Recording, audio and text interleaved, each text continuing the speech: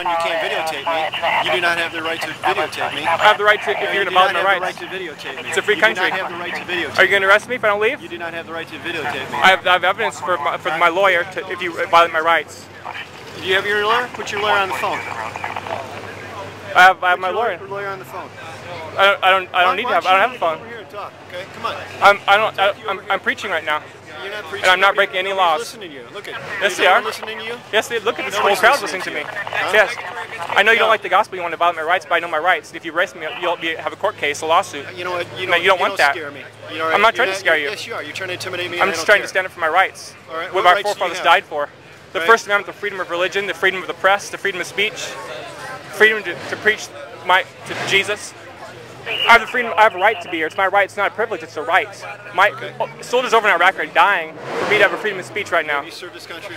Huh? No, I've not. I've not served in the military. Yeah, all right. So I thank you. I appreciate that. I want to thank you for that. I appreciate you serving this country. I do. I honor you for that, for being in the military and defending this country. I admire you for that. I just want to say thank you for defending our country. I'll be back in a second. Okay. Jesus said, except you repent, you shall all likewise perish.